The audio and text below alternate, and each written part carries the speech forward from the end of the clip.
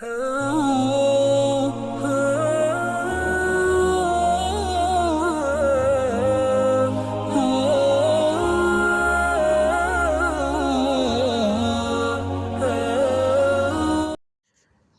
و نصلی علی رسولہ الکریم، اما بعد، اعوذ باللہ من الشیطان الرجیم، بسم اللہ الرحمن الرحیم، ولا تباشروہن وانتم عاکفون فی المساجد، صدق اللہ العظیم و صدق رسولہ النبی الکریم۔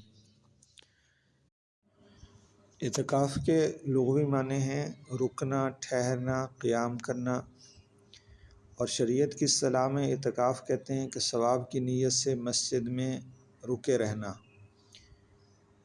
اور اعتکاف کی حقیقت یہ ہے کہ ہر طرف سے یکسو ہو کر ہر قسم کا تعلق ختم کر کے صرف اللہ تعالیٰ کے ساتھ تعلق بنانا، مسجد کے اندر کسی جگہ بیٹھ جانا اور سب سے الگ ہو کر تنہائی میں اللہ کی عبادت کرنا، ذکر اور فکر کرنا، یہ خاص عبادت ہے۔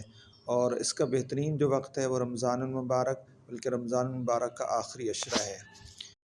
حدیث شریف میں آیا ہے کہ نبی کریم صلی اللہ علیہ وسلم نے رمضان المبارک کے شروع کے 10 دن کا اعتکاف فرمایا، پھر دوسرے 10 دن کا بھی اعتکاف فرمایا، پھر آپ علیہ السلام نے فرمایا کہ مجھے کسی فرشتے نے بتلایا ہے کہ آخری عشرہ کے اندر اعتکاف کرو لیلۃ القدر کی تلاش کے لیے۔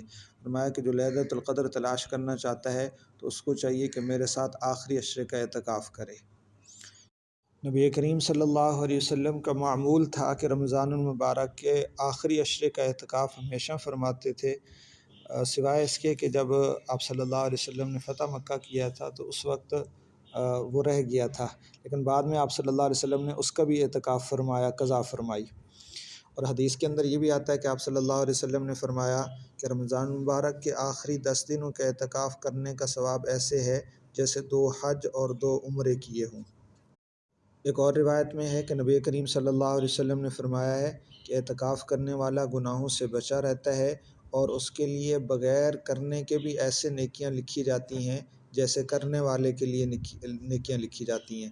یعنی جو نیکیاں وہ بغیر اعتکاف کے باہر کر سکتا تھا یا کرتا تھا، اعتکاف کی حالت میں ان نیکیوں کا ثواب لکھا جاتا ہے، گویا کہ وہ نیکیاں بھی کر رہا ہے۔ ایک روایت میں یہ ہے کہ نبی علیہ السلام نے فرمایا کچھ لوگ مسجدوں کے لیے میخ کی طرح ہو جاتے ہیں، یعنی ہر وقت مسجد میں بیٹھے رہتے ہیں۔ ایسے لوگوں کے فرشتے ہم نشین ہوتے ہیں، اگر یہ مسجد سے غائب ہو جائیں تو فرشتے انہیں تلاش کرتے ہیں، اگر بیمار ہو جائیں تو فرشتے ان کی عیادت کرتے ہیں، اگر ان کو کوئی ضرورت پیش آ جائے تو فرشتے ان کی مدد کرتے ہیں۔ اعتکاف کی سب سے بڑی فضیلت یہی ہے کہ نبی کریم صلی اللہ علیہ وسلم نے ہمیشہ اعتکاف فرمایا، اور اسی اعتکاف کی وجہ سے ایک فضیلت یہ بھی حاصل ہو جاتی ہے کہ بندے کو شب قدر یقینی طور پر حاصل ہو جاتی ہے، کیونکہ اعتکاف کی حالت میں وہ عبادت میں ہوتا ہے، چاہے وہ سویا ہوا بھی ہو، تو جب آخری عشرے کا اعتکاف کرے گا تو اس میں یقینی طور پر لیلۃ القدر کی رات بھی ہوگی، تو چاہے یہ سویا ہوا بھی ہو تب بھی اس کی عبادت لکھی جائے گی، تو لیلۃ القدر کا عابد یقینی بن جاتا ہے اعتکاف کی وجہ سے۔ اعتکاف کے لیے ضروری ہے کہ مسلمان ہو اور عاقل ہو، کافر اور مجنون کا اعتکاف درست نہیں۔ نابالغ بچہ جس طرح نماز روزہ ادا کر سکتا ہے، یعنی قریب البلوغ ہے، تو اسی طرح اعتکاف بھی کر سکتا ہے۔ اور عورت اپنے گھر میں عبادت کی مخصوص جگہ جہاں مقرر کی ہے وہاں اعتکاف کر سکتی ہے، لیکن عورت کے لیے شوہر سے اجازت لینا ضروری ہے، اور عورت کے لیے اعتکاف کرنے کے لیے بھی یہ بھی ضروری ہے کہ وہ حیض اور نفاس سے پاک ہو۔ اسی طرح اعتکاف کے لیے یہ بھی ضروری ہے کہ روزہ دار ہو۔ یہ سنت اعتکاف کے لیے اور واجب اعتکاف کے لیے ضروری ہے روزے کا ہونا، البتہ نفلی اعتکاف کے لیے روزہ شرط نہیں۔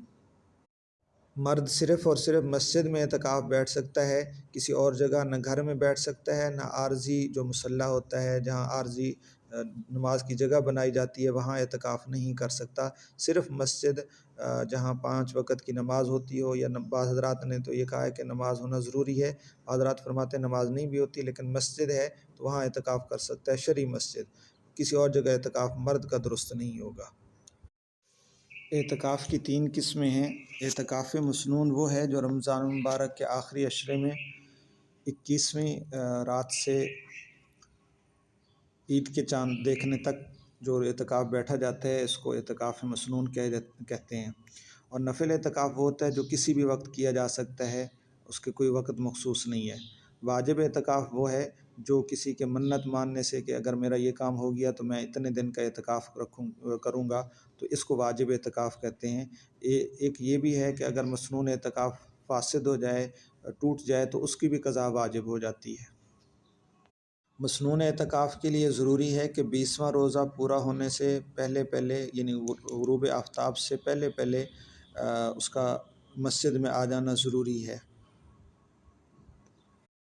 اور یہ اعتکاف مسنون سنت مؤکدہ علی الکفایہ ہے۔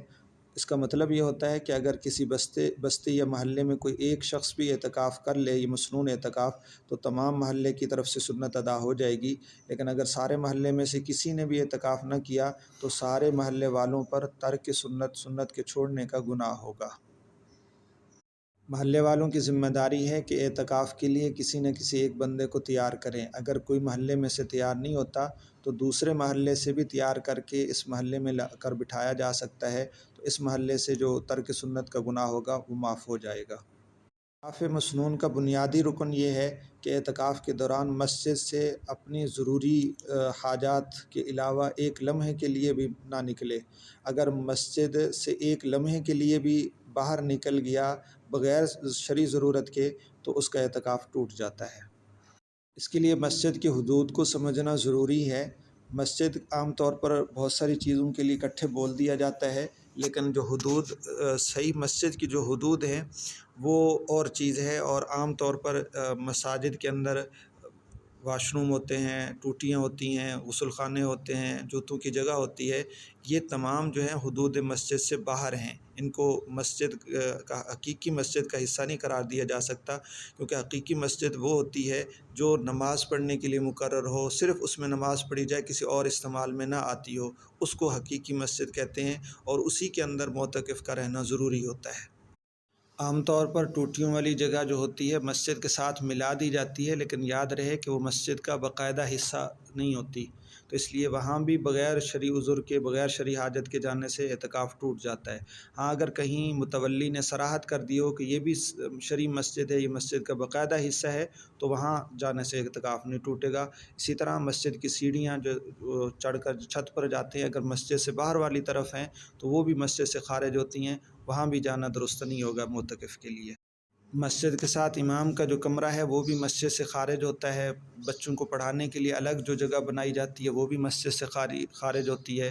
اسی طرح مسجد کا ٹوٹا پھوٹا سامان یا دریا وغیرہ رکھنے کے لیے جو جگہ بنائی جاتی ہے وہ بھی عام طور پر اگر علیحدہ کمرہ بنا ہوا ہے تو وہ مسجد سے خارج شمار ہوگا۔ تب خارج شمار ہوگا جب مسجد بنانے والے نے اس کو مسجد کا باقاعدہ حصہ نہ بنایا ہو۔ وہ شرعی ضروریات جن کے لیے معتکف کو نکلنا درست ہے، جائز ہے، اس میں سے ایک یہ ہے کہ پیشاب پخانے کی ضرورت ہے، یا غسل جنابت، غسل واجب ہو گیا ہے تو مسجد کے اندر کرنا ممکن نہ ہو تو اس کے لیے بھی نکل سکتا ہے۔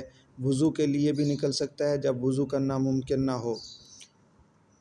کھانے پینے کی اشیاء لانے کے لیے بھی باہر نکل سکتا ہے جب کوئی کھانا لانے والا شخص نہ ہو۔ اذان دینے کے لیے بھی باہر نکل سکتا ہے۔ اور اگر جس مسجد میں اعتکاف کیا ہے وہاں جمعہ کی نماز نہیں ہوتی تو دوسری مسجد میں جمعہ پڑھنے کے لیے بھی جا سکتا ہے۔ اسی طرح مسجد وغیرہ منہدم ہو گئی ہے تو اس صورت میں بھی دوسری مسجد میں منتقل ہو سکتا ہے۔ ان کے علاوہ، ان ضروریات کے علاوہ کسی اور کوئی ضرورت، شرعی ضرورت نہیں ہے جن کے لیے مسجد سے معتکف کے نکلنا درست ہو۔ اگر معتکف کو قضائے حاجت ہے تو وہ مسجد سے باہر نکل سکتا ہے، لیکن جو سب سے قریب جگہ ہو قضائے حاجت کے لیے وہاں جانا چاہیے، دور نہیں جانا چاہیے۔ بیت الخلاء کے لیے گیا، وہاں بیت الخلاء سب بند تھے تو انتظار کر سکتا ہے، لیکن بیت الخلاء سے فراغت کے بعد ایک لمحے کے لیے بھی ٹھہر گیا مسجد سے باہر تو اعتکاف ٹوٹ جائے گا۔ بیت الخلاء آتے جاتے وقت راستے میں یا گھر میں کسی کو سلام کرنا یا سلام کا جواب دینا یا مختصر سی بات کرنا اس کی گنجائش ہے، لیکن اس کے لیے ٹھہرنا نہ پڑے۔ چلتے چلتے اگر بات کر لے، سلام کر لے تو اس کی اجازت ہے، اعتکاف اس سے نہیں ٹوٹے گا۔ اسی طرح اگر کوئی معتکف کو روکے بات چیت کرنے کے لیے تو معتکف نہ رکے بلکہ چلتے چلتے اسے بتلا دے کہ میں اعتکاف کی حالت میں ہوں۔ اگر اس کے ٹھہرانے سے ٹھہر گیا تو اعتکاف ٹوٹ جائے گا۔